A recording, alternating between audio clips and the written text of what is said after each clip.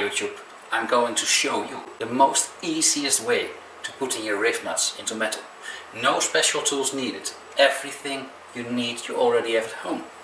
You might be surprised, but a hammer, that's what you need. And then we drill the hole. Here's the magic, the hammer with a hole in it. It's nothing more than that. You need your bolt, put it in it, and then we need the Rivnut. Just put it on. And you can see that it is perfectly fitting. And now the only thing you have to do is put this into your work.